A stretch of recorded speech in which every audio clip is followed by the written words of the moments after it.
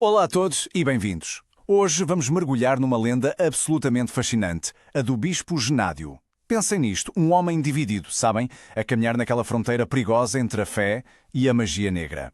É uma história que nos mostra como o amor tem o poder de erguer um paraíso do nada e como o medo, pode simplesmente queimar tudo até ao chão.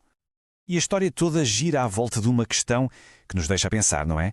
Será que um homem da igreja, um homem de fé, podia mesmo usar artes obscuras para criar um mundo perfeito e depois ser ele próprio a causa da sua destruição? É precisamente este o grande mistério que vamos tentar desvendar. Então, para começar, temos de conhecer o nosso protagonista, Genádio. E ele era, uma pessoa cheia de contradições. Imaginem só. Um homem literalmente dividido entre dois mundos completamente opostos, o da fé, da luz e o das sombras. Genádio, sabem, era o filho de um homem muito poderoso e tinha aquele espírito aventureiro. E, desde muito novo, ele descobriu que tinha um dom raro, mas também muito, muito perigoso, a necromancia. Basicamente, a arte sombria de falar com os mortos, de manipular as forças da vida e da morte. Algo pesado. Mas, a certa altura, ele cansou-se dessa vida e decidiu procurar um caminho completamente diferente. Foi aí que ele abraçou a fé. E então, ele torna-se padre. Dedica a vida a Deus, à luz, a tudo o que é sagrado. Mas aqueles poderes sombrios, eles nunca o largaram por completo. E a parte mais irónica foi precisamente essa magia proibida que ele usou, assim em segredo, para ir subindo, na hierarquia da própria igreja. E a subida dele foi, rapidíssima. As suas habilidades, que eram únicas, claro, deram-lhe uma fama incrível.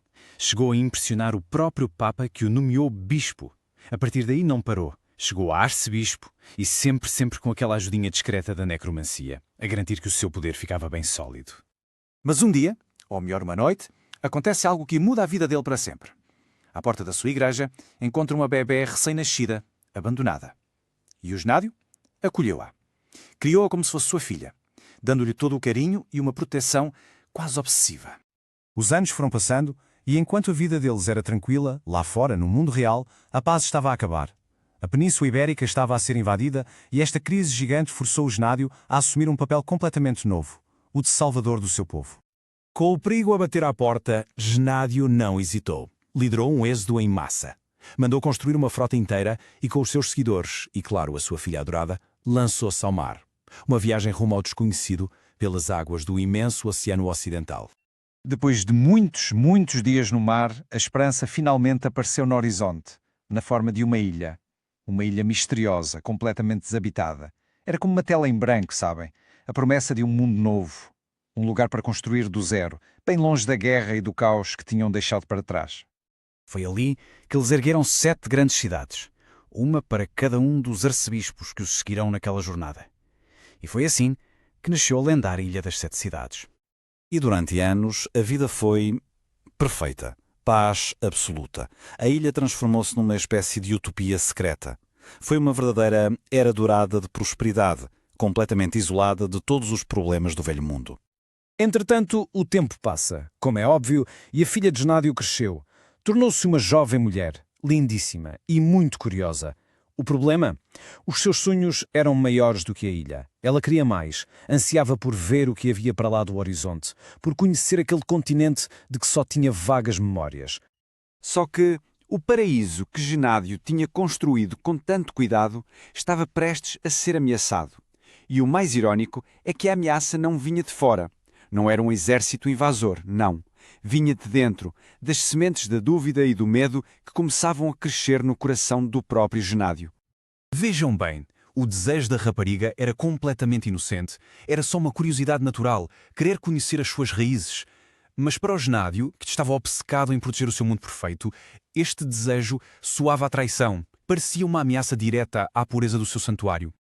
E foi aqui que aquele amor protetor do Genádio começou a azedar. Transformou-se num medo possessivo, doentio.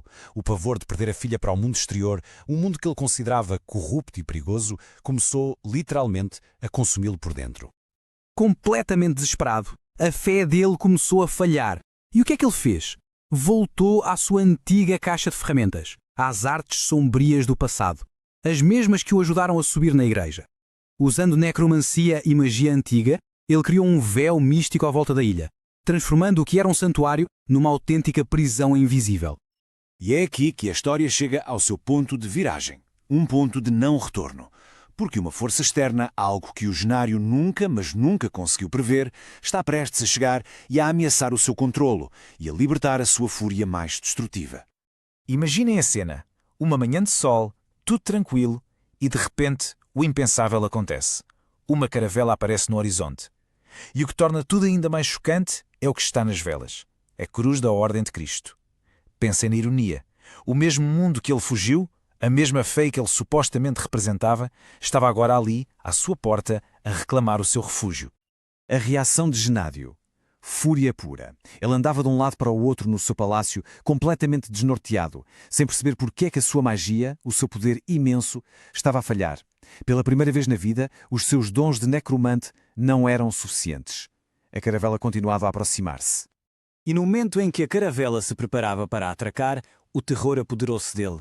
O terror de perder o controlo, de perder a filha, de perder o seu mundo. E esse medo levou-o a tomar uma decisão terrível, que se resumia a um pensamento negro e possessivo. Se não pode ser meu, então não será de ninguém. E nesse instante, ele libertou todo o seu poder sombrio. Tudo de uma vez. A ilha paradisíaca transformou-se num piscar de olhos, num vulcão em fúria. Uma explosão gigante, cataclísmica, que destruiu absolutamente tudo. Perante a possibilidade de perder o seu paraíso, Genádio escolheu destruí-lo por completo. A ilha foi engolida pelo fogo e pelo mar. Desapareceu. Mas a lenda sobreviveu. Então, o que é que aconteceu depois desta tragédia? E como é que uma história destas conseguiu chegar até aos nossos dias? As 7 cidades, claro, foram consumidas pelo fogo e pelo mar. Desapareceram para sempre. A sua existência sobreviveu apenas na memória. Na memória dos poucos sobreviventes que conseguiram escapar ao cataclismo. E foi assim que a história se transformou. Deixou de ser um acontecimento e passou a ser uma lenda, sussurrada de geração em geração.